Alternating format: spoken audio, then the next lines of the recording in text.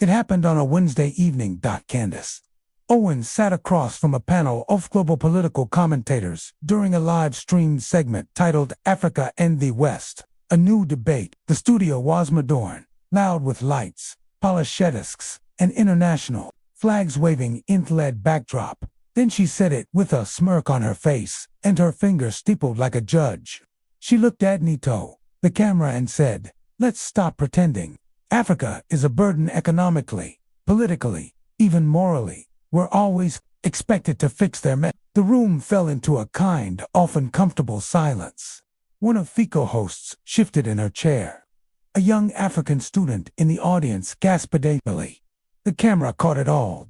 Within minutes, Africa is not a burden began trending on social media. But it wasn't just angry tweets. There was outrage building. Candace's words weren't just offensive. They were deeply insulting to millions watching around the world. That night, producers made a desperate call.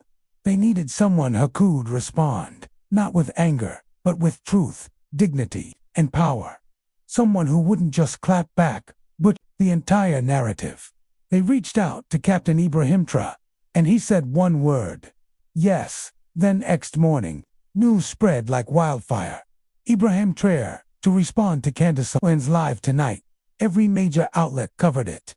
Twitter exploded. Schools, offices, even churches in Ouagadougou rearranged their day just to catch the moment. Across Ghana, South Africa, Kenya, the diaspora, people waited. He was flying to Washington. At the airport, people clapped as he passed. Some reached out to touch his shoulder. A mother whispered, "Tell her the truth for all of us." But Traoré didn't smile.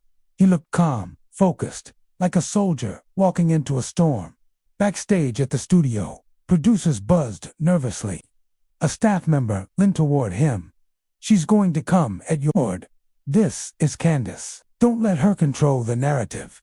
Traoré simply nodded. He walked toward his boots echoed with each step. The doors opened, bright lights, audience packed, Candace already seated, grinning.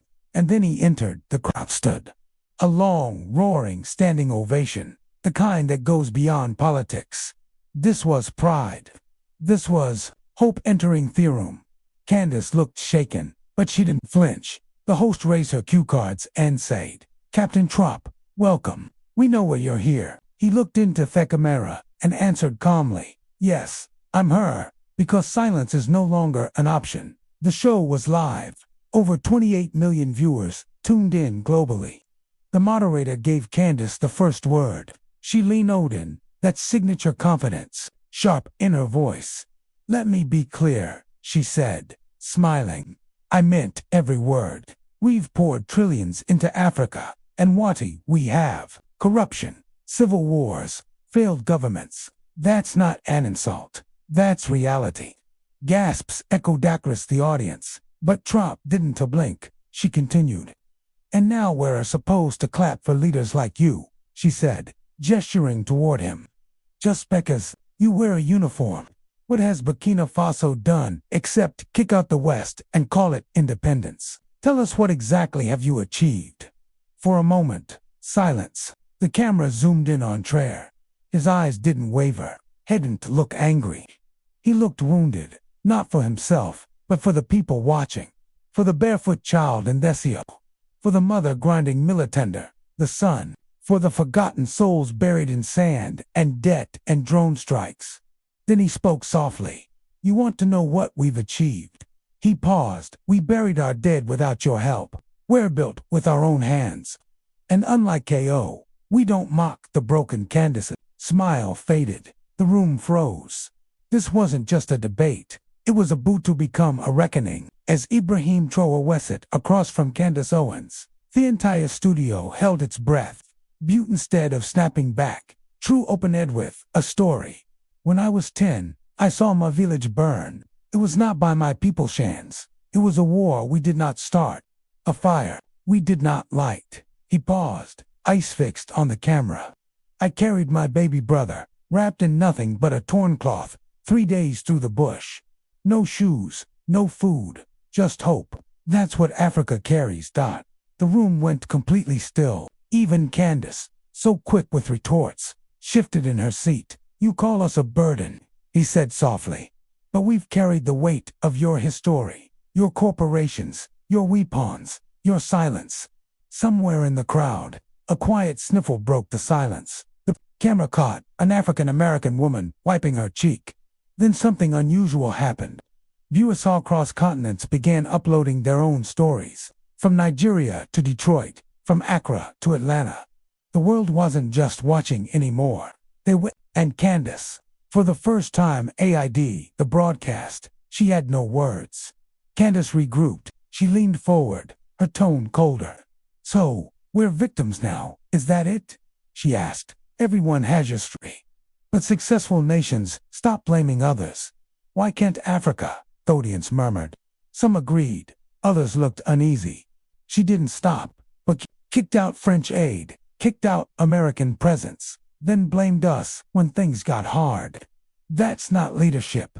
That's pride dressed up as progress. For a moment, it seemed she was winning back control. But Trey didn't rush torpidly. He let her words hang, let them echo. Then he looked straight into the camera and said, "Pride. No, it's called dignity." A quiet gasp. "We stopped begging. We chose hunger over humiliation. That's what the world doesn't understand. We are not poor because we're weak. We are poor because we've been looted." He pulled a folded photo from his jacket pocket, an old faded image of children sitting in an empty classroom. "This is my village school. No roof, no electricity. Do you know what we did after aid left?" He held up a second photo. "New desks, painted walls, solar panels. We built it ourselves, with calloused hands and broken tools." The audience erupted in applause. Candace didn't expect that. No one did. The applause faded, but the tension didn't. Candace tried a new tactic. "All right, let's talk solutions. What do you want from the West? What's your big plan?" Traoré paused, then quietly, "I don't want your money. I want your respect." Another silence. The host leaned in. "God, Captain, can you give us an example of the Africa you're fighting for?" He looked down for a moment, then began. "There's a girl in Jibo. Her name is Miriam. She stepped on a landmine planted decades ago by foreign soldiers. She lost her foot." The crowd stiffened. She didn't cry. She only asked me, "Will he still be able to dance?" Captain, a wave of emotion hit the studio. "It promised her, yes, but not just her foot. I promised her a country where girls can dance without fear. Where no child steps on the past we didn't create." He turned to Candace, voice steady. "You see Ibrahim, I see Mayam, and I carry her dream on my back every day." Tears welled in the eyes of the host. Even viewers at home felt it. This wasn't just debate. This was a man's soul laid bare. And suddenly, millions began to cry. As the cameras rolled, Traoré's voice grew calm but firm. "Candace, you say Africa is a burden, but you know the history behind that burden." He looked beyond the lights, Asif, speaking to every person watching. "For centuries, our lands were stolen, our people enslaved, our cultures erased, and the scars remain not just on our soil, but in the hearts of millions."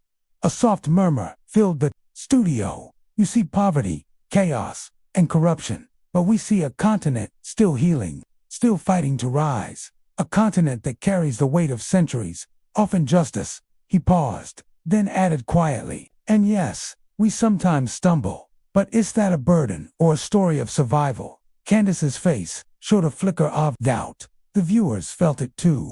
Traoré's next words surprised everyone. "Despite everything, we do not hate. We forgive." He spoke of his people's strength to forgive those who once caused unimaginable pain.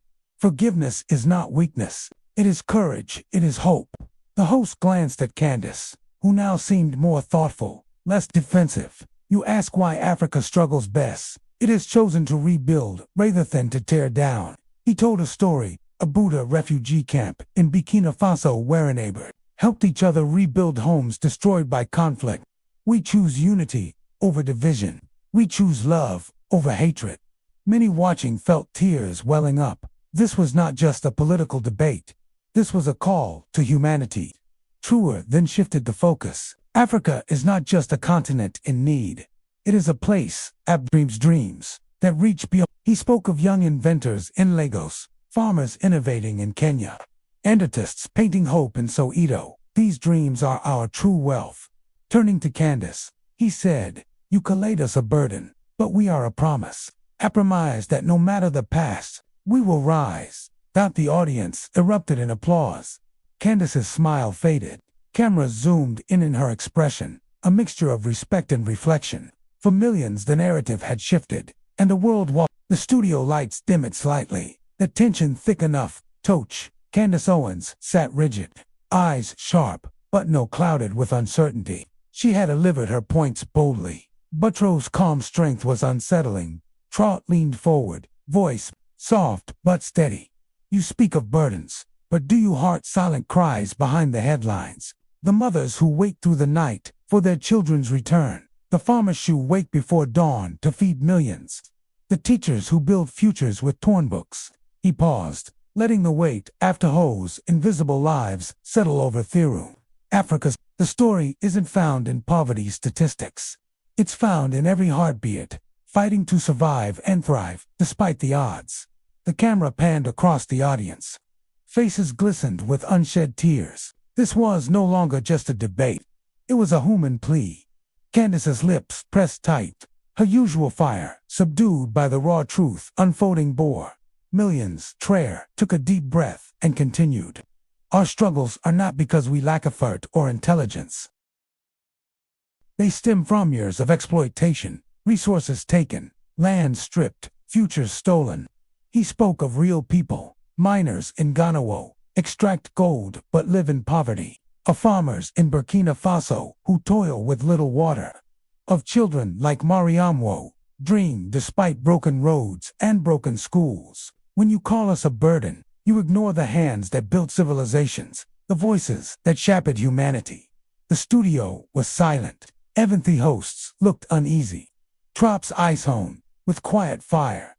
"We carry the scars of a history written without our consent, but those scars don't define us. They remind us of our strengths." His words weren't just facts. They were a heartfelt challenge. Tonyon, who truly listened. The Fanamiments approached. Traoré's voice grew firmer, filled with unshakable resolve. "Respect is not a favor to be given. It is a right to be demanded." He looked directly at Candace. "You spoke for millions without knowing their story. We ask not for pity, but for acknowledgement, for truth." He spoke of rising leaders, the students inventing their power, the artists healing wounds with songs. Africa is not a burden. Africa is a future. The audience erupted into applause. Social media exploded with the hashtag Africa is future trending worldwide. Candace Owens' face reflected a storm of emotions, shock, respect, and something new, humility. The world had witnessed something rare, a conversation that transcended politics into shed soul. The studio's atmosphere thinned with emotion. Traoré's voice softened as he shared a secret. "I carry more than my country's fate. I carry the hopes of millions of children. Sleep hungry, but dream big." He described young girls in Ouagadougou studying by candlelight, dreaming of becoming doctors and engineers. Dreams often unseen by the world. To call Africa a burden is to ignore his dreams, to deny these children the dignity of hope. He glanced toward Candace, his gaze steady but full of empathy. "Our struggles are heavy, yes, but the weight we bear is not a burden. It is a promise that despite darkness, we will find light." A single tear slid down a viewer's cheeks. The live chat flooded with heartfelt messages. "Hope is the heaviest burden to carry," Traoré said quietly, "and the strongest." Traoré's tone shifted, steady and inspiring. "Africa's greatest power is not in its resources, but in its people united." Hair counted how communities in Burkina Faso joined hands to rebuild schools, farms, and roads without waiting for foreign help. "We rise by lifting each other. No foreign aid can replace the strength we find in unity." He urged viewers worldwide to see beyond stereotypes. "We are not your burden. We are your partners in building a better world." Candace's expression softened, reflecting growing respect. The audience moved, sad and thoughtful since Traoré ended with a call. "Let us build bridges, not walls. The moment was historic. Trop's closing words echoed through the studio. For too long, Africa's story has been written by others. Today, we begin to write our own. He spoke of the continent's untold stories, Afro-resilience, creativity, and renewal. We're not shadows to be cast aside. We are wreathy dawn breaking through the night. That crowd rose in applause, some wiping tears. Social media exploded with ours. Africa rises. Candace Owens sat quietly, the spark of change in her eyes. Few had witnessed a powerful shift, not just a clapback, but a call for respect and understanding. And Finternet would never forget it. The studio was silent, every eye locked on Traoré. His voice was steady, yet carried the weight of 1,000 untold stories. Candace, when you call Africa a burden, you forget this is the continent that gave the world humanity's first home. Has spoke of ancient kingdoms, of empires built with wisdom and courage. Our story is not a mistake, it is a legacy, and we stand on it with pride. The room felt electric. Even Candace's face showed a flicker of understanding. Yes, we have scars, but they tell of survival, not surrender. Traoré's words echoed through living rooms worldwide, stirring something long forgotten. Traoré's gaze softened. My peer player, not statistics. They are mothers, fathers, children with dreams and fears like yours. He told a story of a mother in Burkina Faso who walked miles daily for clean water. She does not see herself as a burden. She sees herself as heart of her nation. His voice cracked slightly. That heart beats fiercely. It refuses to stop.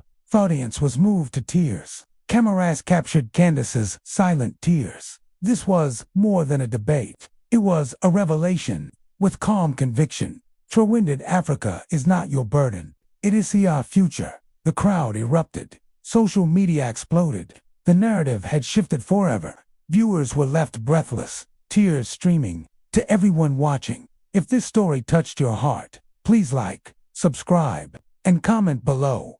Share your thoughts, your stories. Together, we rewrite the narrative.